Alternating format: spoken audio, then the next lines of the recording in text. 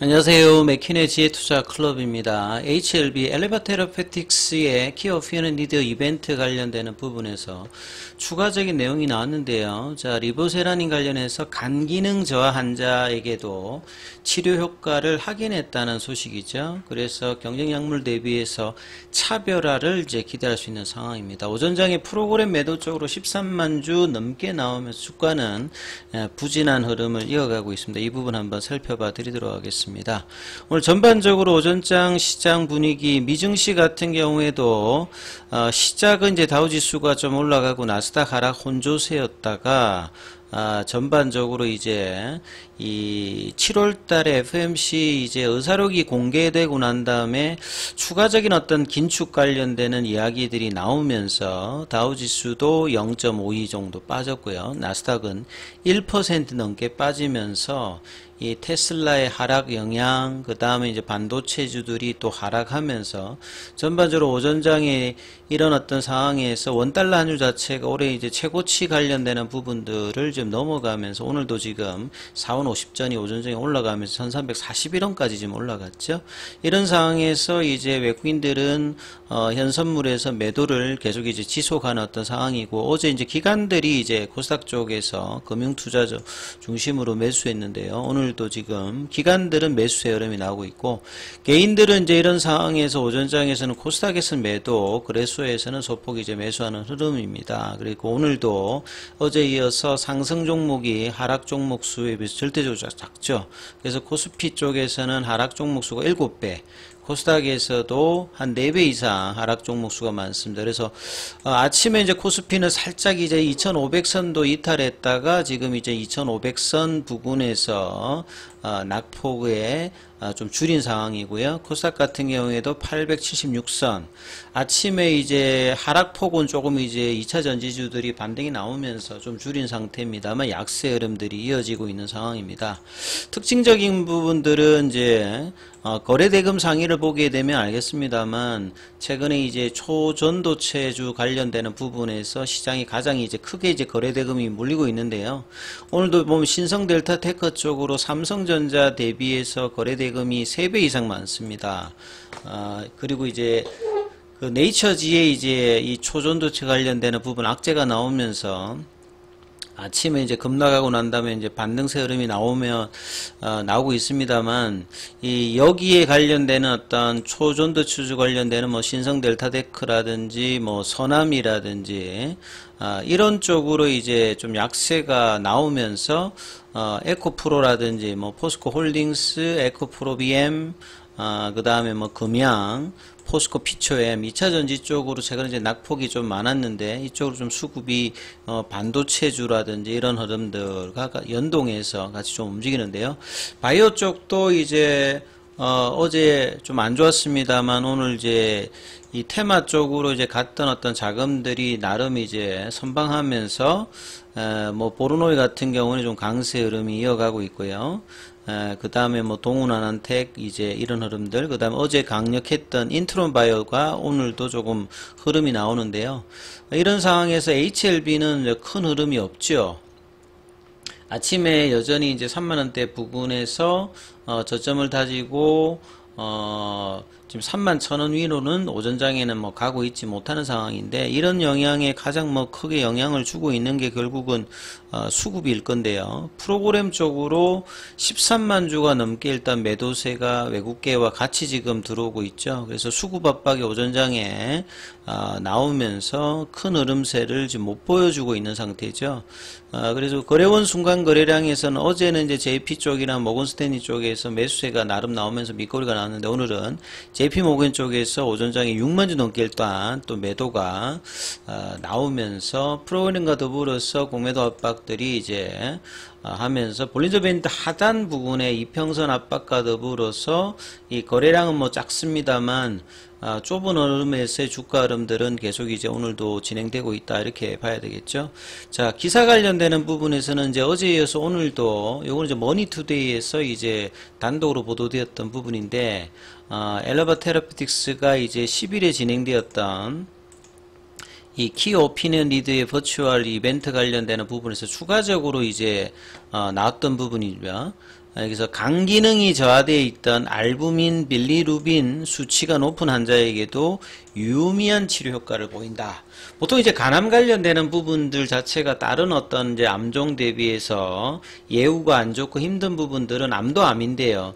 이 간경병 관련되는 부분들이 진행되어서 이제 암이 이제 진행하고 있기 때문에 암 치료 관련되는 부분에서 이제 간경변이 심해지면서 이런 예후가 안 좋은 어떤 상황들이 굉장히 많기 때문에 암 치료와 간경변을 이제 같이 이제 뭐 해야 되는 상황이기 때문에 이런 부분들이 상당히 좀 어려운 어떤 부분이라고 보여지는데요. 여기에서 이제 정세호 엘레바 테라피틱스 대표 같은 경우에는 간암 1차 치료제로 이제 리보세린 캄넬리주맘의 어떤 병용요법의 차별화 요소를 설명하면서 ALBI, 그러니까 AL은 이제 뭐 그 알부민이라고 보시면 되겠고요. 그 다음에 이제 BI 같은 경우에는 빌리루빈입니다. 이 지수는 본래는 이제 우리 간 기능이라든지 정상에 따라서 간 장애 정도를 분류하는 게 차일드 퓨 등급이 있습니다. 요게 이제 1964년도에 이제 도입이 되어서 요게 이제 등급이 차일드 퓨 등급은 A, B, C로 나눠지거든요. 그러니까 A라고 하는 것은 이제 경증이고요. B는 이제 뭐 중등도라고 보시면 되겠고, C가 이제 중증 이제라고 보시면 됩니다. 그래서 이게 경증, 중등도, 중증 이렇게 나타나는데, 이 차일드 퓨 등급으로 이제 그 간암 관련되는 부분을 이제 간세포함을 좀 나누면 A 등급은 이 뭐 생존율 자체가 2년 후 따지면 한 85% 정도 되고요.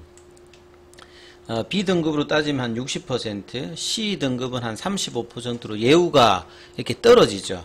근데 여기에 어떤 한계들이 있어서 이걸 이제 극복하기 위해서 이 ARBI 같은 경우는 2014년도에 이제 도입이 되었습니다. 그래서 이제 생존과 관련된 어떤 독립적인 변수, 그러니까 이제 아주 이제 직접적인 변수인 이제 알부민이라든지 빌리루빈 관련되는 어떤 수치를 가지고서 1등급, 2등급, 3등급으로 이제 이 ALBI 지수 같은 게 나눠집니다. 그래서 간송상 정도가 어떠냐에 따라서 이제 1, 2, 3으로 나눠지기 때문에 좀 신뢰가 기존의 차일드 퓨 등급보다는 좀 높아지는 어떤 장점이 있다. 그러니까 객관적인 이제 척도로 이제 3등급으로 나누기 때문에, 그리고 이제 이 어떤 지수들이 의미가 있는 게 로슈의 이제 티센트릭하고 아바스틴 병용요법의 글로벌 인브레이브 150 관련되는 부분들도 이 ALBI 지수를 가지고 글로벌 3상 분석을 하면서 나름 좀 각광을 좀 받았거든요. 그러니까 2020년도에 류슈가 이제 간암 1차 치료제로 이제 허가받으면서 ALBI 지수가 나름 이제 의미가 있었기 때문에 이 티센트릭 같은 경우는 간 기능이 좋은 1등급은 이제 나름 이제 뭐 그 좋은 거라고 보셔야 되겠죠. 그러니까 앞에 차일드표 같으면 뭐 A, B, C라고 하면 여기는 1등급은 A에 해당되는 거고, 그 다음에 2등급 환자들에게는 조금 이제 등급이 이제 높아질수록 상태가 조금 이제 간 손상 정도가 객관적으로 좀 높은 부분이라 봐야 되겠죠. 근데 1등급하고 2등급 환자에게 상대적으로 예후가 좋지 않았다. 이런 어떤 부분들이 있었습니다. 근데 이제 리보세라닌 관련돼서 카레스 310 연구팀도 이 ALBI 지수를 기반으로 이제 분석을 해봤더만, ALBI 1등급과 2등급 환자 모두에게 유사하게 이 생존율, OS 값을 보였다는 거죠.